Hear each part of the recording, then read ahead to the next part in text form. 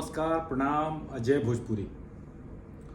जैसे कि हम अक्सर कहे नहीं, अब फिर से कहत बानी कि उत्तर भारत आ खास करके भोजपुरी भाषा में जतना संस्था बाड़ी सब, हम लगभग हर संस्था के बात कर रहल बानी, चाहे उ देश में होखे चाहे विदेश में होखे।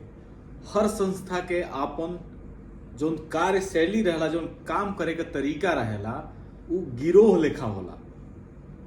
गिरोह में आपन पूजनीय होले, आपन एगो फिक्स एजेंडा रहेला और उ संस्था वही तरह से काम करेली सब। कहे के माने बा कि हर संस्था के आपन एगो तय सीवान रहेला, एगो डरान घींच के राखल जाला।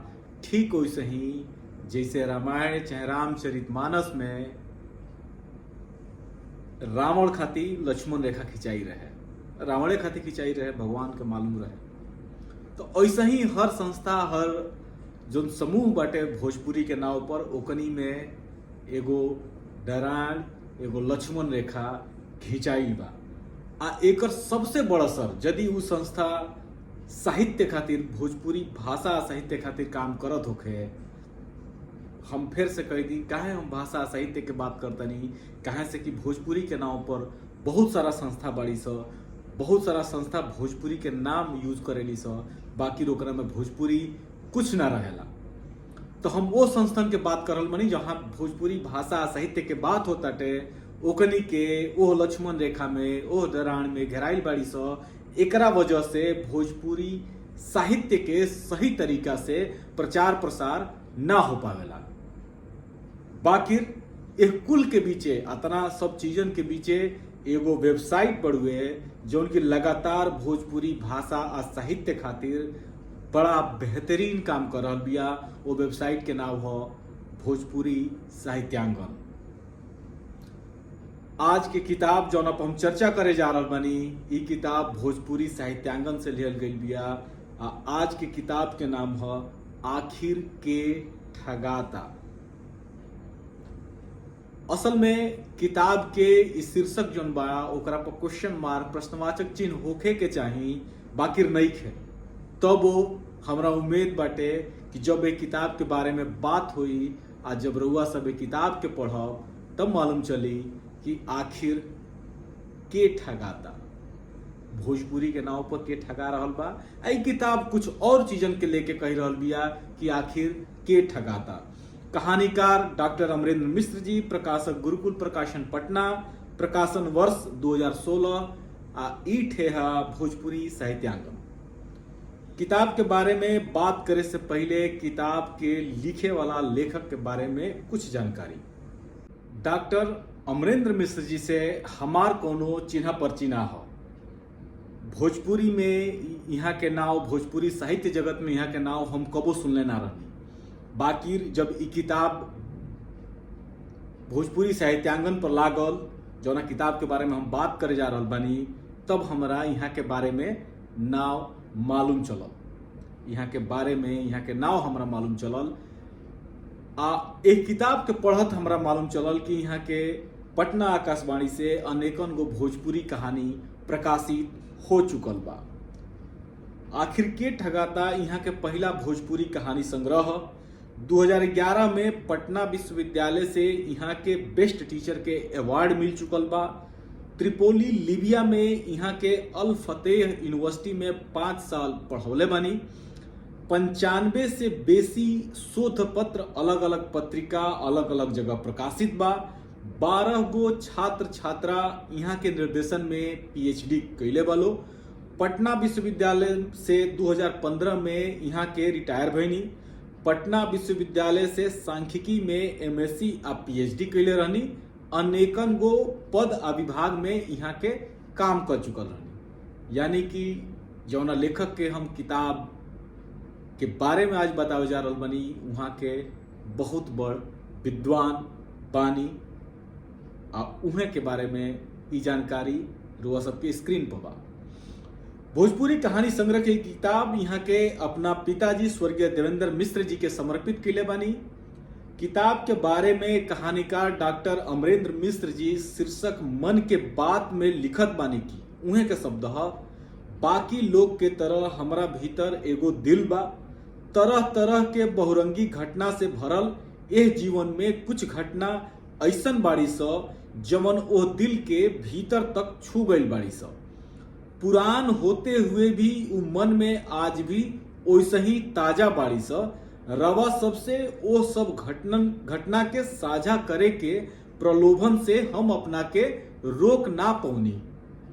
यानी कि कहानीकार अपना लम्हर जिंदगी में जौन घटना घटित भइल बा, चाहे जौना घटनन के अनुभव कैले बानी, जौन वहाँ के देखले बानी, जौन वहाँ के सुनले बानी, जौना के अंदाजा वहाँ के रहल बा, ओह चीजन के, ओह अनुभव के, ओ घटनन के अपना एक कहानी में जगह देले बानी।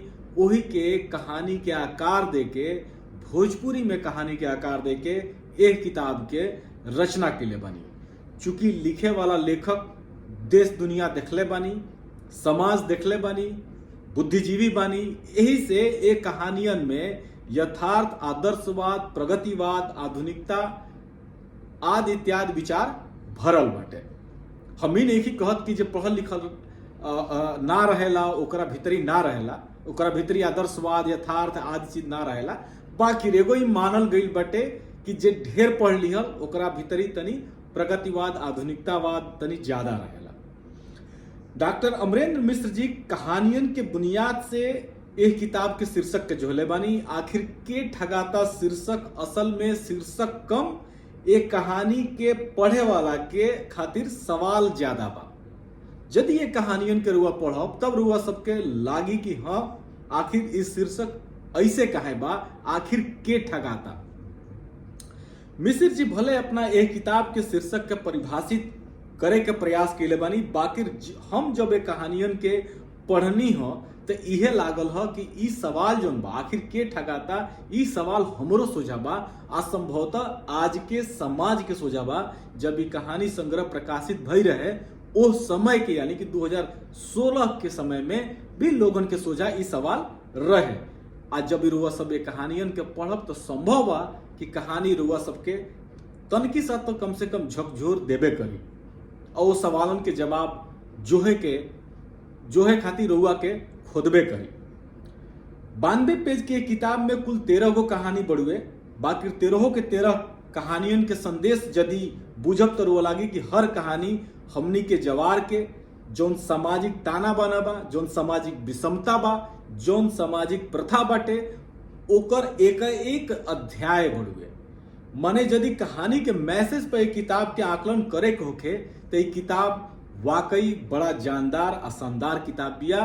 कहानी क्रम से रुआ सबके एह बात के अंदाजा लागिए जाए। बाकी जहां ले कथा शिल्प के बात बाटे, धारा प्रवाह, भाषा शैली जो धारा प्रवाह एगो बांध के लेके चले ले, हिंदी के प्रभाव होखला के वजह से यहाँ के कथा संग्रह में, यहाँ के कहानियन में उ तनी ठेस लागत अटे पढ़े के दौरान। जब चलत घड़ी जैसे कोनो ना होला डिबुक रहेला, ओकरा में लागी के गोड़ फूटे के डर रहेला, तो वही तरह हिंदी के तत्सम शब्द हिंदी से भोजपुरी में कई शब्दन के जोन व्यवधान आवत अटे, जौना से रुके के पड़ता, जौना से ओ वाक्य के मिलावे के पड़त अटे, ये वजह से जोन कहानियन के जोन धारा प्रवाह शैली बा उ मिल नहीं पाते कहानियन में। हम एह में कहानीकार के दोष ना देब। वर्तमान में भोजपुरी के स्थिति ऐसने बाटे, भोजपुरी पर हिंदी के प्रभाव बहुत ज्यादा आ रहल बाटे। चूंकि हमनी के भोजपुरी में पढ़ाई लिखाई नहीं होत, ए वजह से हमनी के हम खुद जब बोलत तानी तो बहुत सारा शब्द जोन बा हम भोजपुरी के प्रयोग ना करके हिंदी से बहुत सारा प्रयोग शब्द हम उठा रहल बानी। ए वजह से का होता है, यदि उ भोजपुरी के प्रवाह में ना रही तो कहानी के जब पढ़ब तो तनी ओकरा में विराम देवे के पड़ी, तनी अटके के पड़ी, ठेस लेखा लागी। हो सकेला है किताब के लेखक अमरेंद्र मिश्र जी भोजपुरी के कालजयी कहानियन के वाली किताबिन के ना पढ़ ले होखब, चूंकि यहाँ के बौद्धिक वर्ग से बानी या भाषा के ताप के महत्व के यहाँ के निमन से जानत बानी। ए से कथ के गोट पुरहर बरियार रहला के बादो भाषा के हलुक होखला के वजह से कहानियन के धार जोन बा, बहाव जोन बाटे तनी भटक जाता है। बावजूद के हम ये कहब कि हाल फिलहाल में लिखाइल भोजपुरी कहानियन के संग्रह में ये किताब वाकई बहुत बढ़िया बिया। एह किताब के जब रुआ पढ़ब तो संक्षेपे में बाकी एक एक घटना रुआ अपना आरी कगरी के लागी। हो सकेला कि कुछ एक कहानी रुआ के कहे का हो, ई तो फलनवा के गांव में भई रहे, अरे ई तो उनका घरे भई रहे। समाज के बदलाव, समाज में जौन विषमता बाटे ओकरा से टकराव आदि इत्यादि से जुड़ल हर चीजन के मतलब हमरा देखे से यदि हम बात करी ये 13 कहानी में तो लगभग हर परेशानी समस्या आ कहीं ना कहीं बड़ा सुखद अंत लेके चलल बनी। यहाँ के एगो बड़ा अच्छा निष्कर्ष देले बानी। ये बुद्धिजीवी भइला के एगो लाभ होला कि जो अंत रहेला कहानी के वो बड़ा एगो अलग दिशा देला। तो कुछ एक ऐसे ही कहानी बाड़ी सब। तब अबेर मत करी, भोजपुरी साहित्यांगन पर टटके अपलोड भइल बिया। 2016 में एक कहानी संग्रह आयल रहे, फटाक से उठाई आ 13 कहानी के पढ़ ली। पढ़ के बताई कि कैसन लागल हटे किताब। हमरा संगे ए वीडियो के संगे जुड़े खातिर बहुत बहुत धन्यवाद। प्रणाम। अजय भोजपुरी।